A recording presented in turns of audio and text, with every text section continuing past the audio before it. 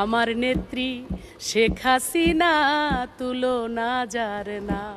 সত্যি শেখ হাসিনার কোনো তুলনা নাই। শেখ হাসিনার সাথে কারো কোনো তুলনা চলে না। তিনি নিজে দেশ থেকে চলে গিয়েছেন, তার মন্ত্রীদেরকে রেখে গিয়েছেন। বুকটা ফাইটটা যায়।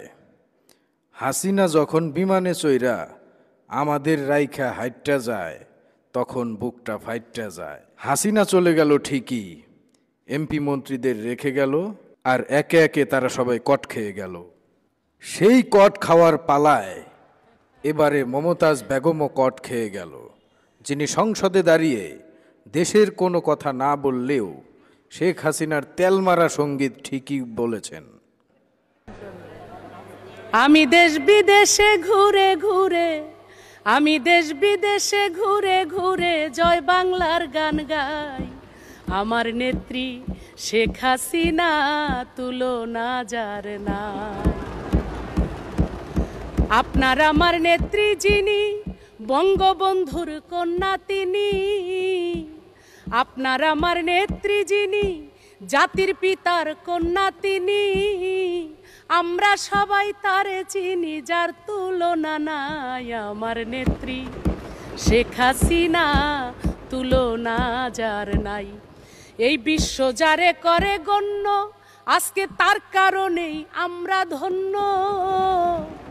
এমন একজন নেত্রীর জন্য, এমন একজন নেত্রীর জন্য আমি দোয়া চাই। আমার নেত্রী শেখ হাসিনা তুলনা যার নাই।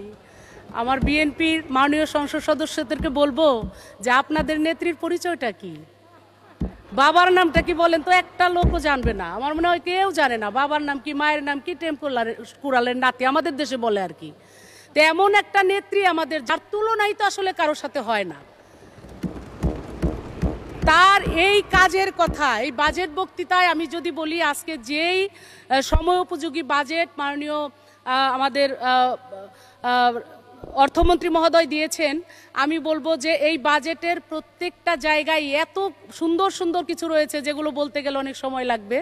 কিন্তু আমার এত আনন্দ হচ্ছে আজকের এই দিনে যে আমরা মাত্র আমাদের ইতিহাসে আমাদের জীবনে এমন কিছু পাবো কিনা আর জানি না, মাননীয় স্পিকার, যেই পদ্মা সেতু, স্বপ্নের পদ্মা সেতু আমরা উদ্বোধন করে আসলাম গত 25 তারিখ। আমি 24 তারিখের থেকে ওই পারে ছিলাম। আমাদের মাননীয় চিফ হুইপ মহোদয় দাওয়াত করেছিলেন, তার দাওয়াতে, তার আপ্যায়নে ওখানে আমরা মুগ্ধ ছিলাম এবং দেখেছি লক্ষ লক্ষ মানুষের উপচে পড়া ভিড়। মাননীয় স্পিকার, আমরা ঢুকতে পারি না, কত মাইলকে মাইল হেঁটে হেঁটে ঢুকতে হয়েছে। এত